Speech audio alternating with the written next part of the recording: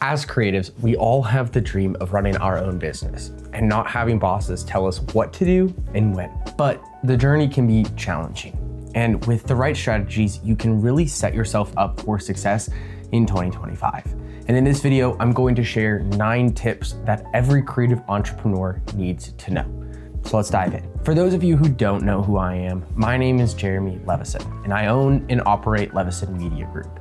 We are a small business and nonprofit marketing company here in the Dallas-Fort Worth area. I've been running the company for about 3 years, and each year our profit has increased. So if you want to learn more about running a creative business, please hit the follow and notification bell so you don't miss out on the content I'm producing this year. The first tip is to start with a clear vision. Starting any business without a vision is like embarking on a road trip without a map. Take time to define what success looks like for you, not just financially, but also creative and personally. Ask yourself, what kind of projects do I want to work on? Who is my ideal client? How do I want my work to impact others? You will want to write these answers down and then continually come back to them. I'm not saying in this that you have to niche down immediately. You can definitely take on different types of jobs to find out what you really want to do. It's taken us 3 years to really identify the types of clients we want, but having an idea of where you want your company to go will help you stay on track to hit your goals. And remember, your vision may evolve as you grow, and that's totally okay. The key is to revisit it regularly and let it inform your decision. A clear vision helps you stay focused and ensures you're building the business that you truly want, not just chasing random opportunities. The second tip is to invest in branding. Your brand is much more than a logo or a color palette. It's a story, how your values connect with your audience. In today's competitive market, your brand is what makes you the most memorable. Start by defining your brand's tone, aesthetic, and core message. What do you want people to feel when they see your work or interact with your business? When my wife joined the business, she took us through a whole rebrand. And what I noticed is people could see the quality of our brand. People commented on our business cards and our logo. It gave the business new life, and it helped people realize that this is a real thing. This is not just something I dreamed up. A cohesive and authentic brand builds trust. Tip number 3 is to build a portfolio early. Your portfolio is your most powerful marketing tool. It's often the first impression potential clients will have of your work, so make it count. Focus on quality over quantity. A handful of exceptional projects that showcase your skills and style is better than a sprawling collection of mediocre work. I don't show all of my projects. I show the ones that my ideal client will like and the ones that show the type of quality we bring. If you're just starting out and don't have many projects, consider creating spec projects or collaborating with peers to build a full body of work. Always present your portfolio in a way that tells a story, highlight the problem you solved, your creative process, and the final result. This not only showcases your talent, but also your professionalism and ability to deliver results. Tip number 4 is create a financial plan. This is something that people often overlook, but money management is critical for any business owner. Start by listing your expected business expenses, software, equipment, marketing, and taxes. Then create a budget to ensure that you're not overspending. It's also really important to set aside a percentage of your income for emergencies and unexpected costs. I have a profit and loss sheet that I keep so each month I know what was spent and how much was made. I also try to keep a good record of all of the jobs that I do so that I can stay organized and see where my expenses are going. One of the hardest things to do is price your services appropriately. I'll have a whole video dedicated to this topic, but one tip is to research your industry and ensure that you're charging rates that reflect your skills and the value you bring to clients. Remember that undervaluing your work can lead to burnout and financial stress. A solid financial plan gives you stability and peace of mind, allowing you to focus on your creative work while taking on the jobs that will allow you to hit your financial metrics. Tip number 5 is to leverage social media. Social media is not just for sharing your work. It's a powerful tool to build your brand and attract clients. This is where you can show people what you do and how you do it, but also connect with the community. For example, I am in a big DFW filmmaking group with other creatives, and it's a great resource for me. When you start posting content, remember that consistency is key. It's important to be posting regularly and engaging with your followers.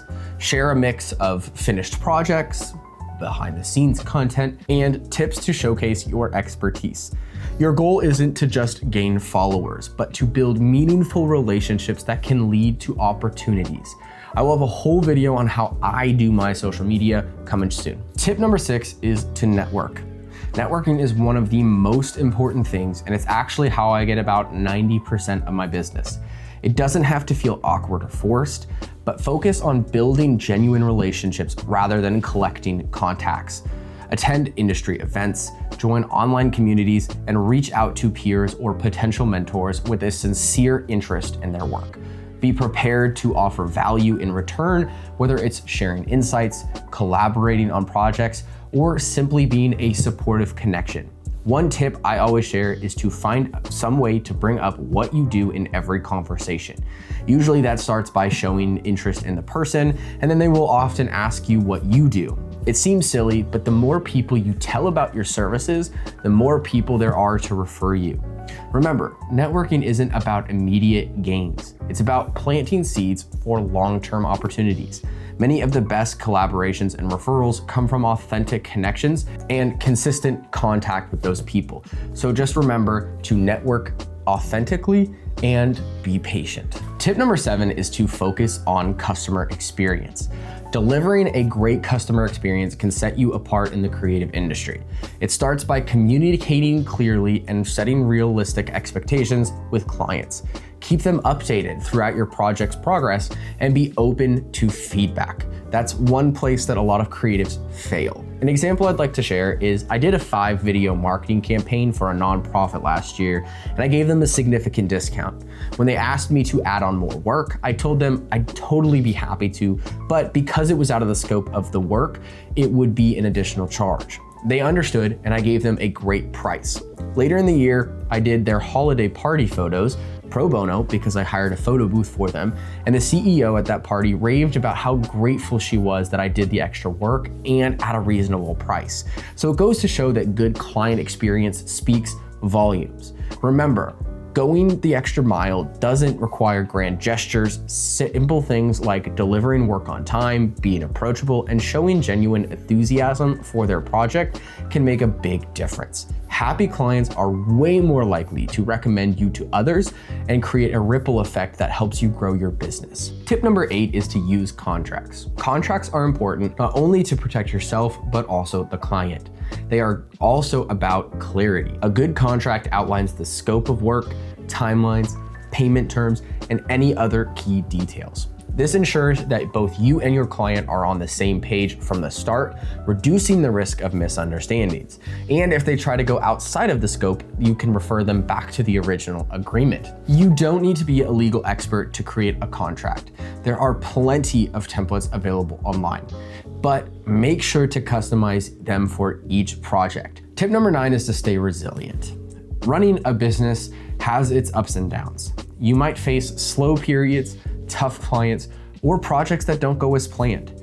Resilience is about learning from these challenges and adapting. Remind yourself why you started and focus on the progress you've made, even if it feels small.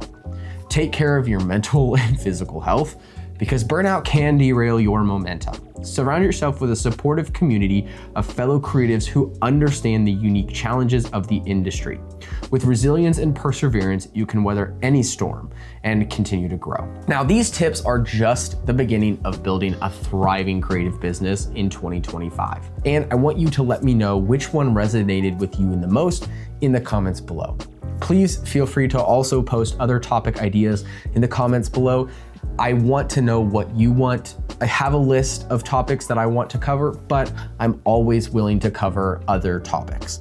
Please, if you like this video, hit the like button and subscribe to see more, and hit the notification bell to be notified when I post other videos. Please share this with other creatives that you think could benefit from this kind of content. And please follow my journey on YouTube in 2025 as I talk more about business side of things. So with that, I'll see you in the next one.